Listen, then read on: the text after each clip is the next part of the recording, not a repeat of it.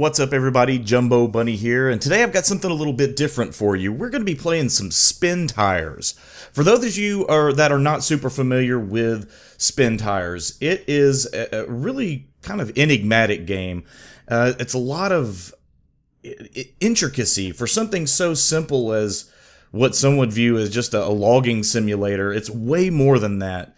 There are some amazing physics that you have to work through, and a game like this almost makes you feel like when you actually are talking about it, you can almost kind of feel that you've been to work, which I think is a kind of an amazing thing for something like this. A game to kind of make you feel like, wow, like I feel like I've really accomplished something. And that's because the way that this game is set up, there are certain things where you can't just blow through. The learning curve on using the different equipment that you have, all of these things kind of combine to make a game that some people are going to really enjoy. Some people, maybe, like, there are times where you feel like you want something to be a little more involved and want a game that kind of highlights minutia. A game like this is exactly what you want. But at the same time, this game has a lot of different things in it that can be challenging for someone, and anything down to just going down the road. As you can see, all the different ruts that are made, all the different places where it's a little harder to maneuver, these things actually kind of evolve with you, and the more running around you do on the roads, it actually tears up the roads, making them in some ways more difficult. So what you can see here is my tutor, my cousin Anthony. He was actually showing me the ropes. This is kind of his game, and he was showing me how to use the winching mechanic, because he got stuck.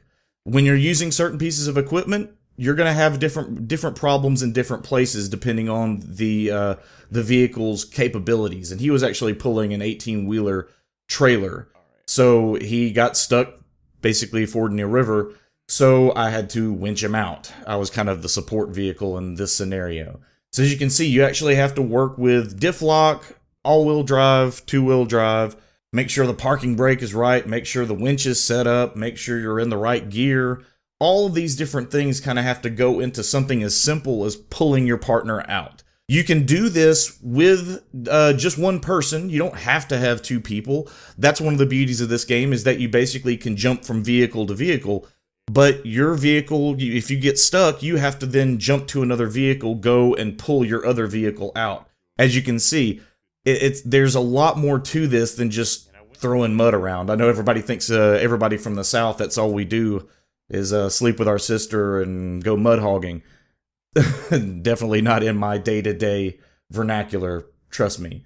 So it was something that I didn't know if I wanted to play, because I would honestly listen to my cousin and he would talk about it, and I seriously thought he had taken up a job logging. I thought, because he would talk about it like, oh, well, I got stuck in a little river area, and I had to, get winched out, and the way he talked about it made it actually sound like he was, he was doing this. This was actually something he was doing in real life. Which is, I think, where this game really has its success and where it really soars, in that so much of this game, down to the littlest detail, it really does make you feel like you're accomplishing things, when in a video game, something small is kind of something you just jump across. Video games are meant to be these big, audacious tasks. Well, this, your task is getting a load of logs from point A to point B without dumping them out. You're not saving the planet. You're getting a log from point A to point B. And it's those little things like that make you feel accomplished. And I think that that's really where this game takes off. And I want you to look at just the detail on this game. If you look, you can actually see how the mud builds up on the tires as you go through really deep pockets. And as you go, the mud comes off. It cakes up and then it comes off. And you can see there's some pretty hairy moments where you can actually winch yourself out or try to level your vehicle while you're going through a really hairy stretch of terrain. I think that's pretty awesome. It's just like I said. I think so far I've used, and I would butcher the names if I even attempted to try some of these Russian vehicle names. So basically, I'll say I think I have one that starts out more as a tanker truck. The log truck that I'm using right now, I've used the Jeep equivalency or the Bronco equivalency, and let's see, I think I did used an eight wheel that I used earlier, and I cannot remember the name of it. See, this is a really cool part in that I was actually stuck and I couldn't move. I was kind of high centered on an area, so I actually used my winch to level me out enough to pull out of this certain spot. But like I said, these little things, while they seem it seems kind of mundane to be able to use mechanics like this to kind of complete your mission, because it is something as simple as I got stuck in some mud.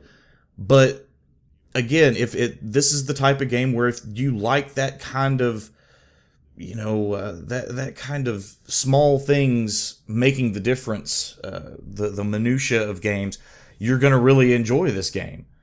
And of course, you can see me. I'm just stuck. And of course, I'm sure he's been playing this game forever. He's done modding of it and everything. I'm sure he knows every last little bit about it. But he was patient enough to watch me bumble around a little bit until I was able to start figuring out how exactly to play this game. And I gotta say, I didn't do half bad. See, I'd be doing a lot better if his ass wasn't stuck in front of me. But you can see, look how the trailer, as it hits that mud, and depending on what kind of load you have on your trailer, that actually dictates how low you sink into the mud. It's not ooh, oh God, oh man, no, it's like I said, it's really remarkable how this game kind of works in that the physics model is so specific to what type of vehicle you're using, what kind of equipment do you have loaded onto your vehicle, what kind of load are you pulling. As you can see, all the parts on your axle and on your vehicle, all these parts move independently. It's brilliant, and I think this is I could be wrong, but I think this is actually even a small dev team that put this game together, and they're still in progress. I don't technically know. I guess it's still released, but they're still working on bugs and cleaning things up to make it kind of the best experience as possible. And I believe actually this particular game that we were playing was interrupted by an update. So right here we crashed. The game actually Willie or Anthony he crashed out. So we couldn't get the whole game together. But thank you so much for watching. I hope you enjoyed seeing this little view of Spintires. And I hope you come back and see me for the next one. This has been your boy JumboBunny, and I am signing off.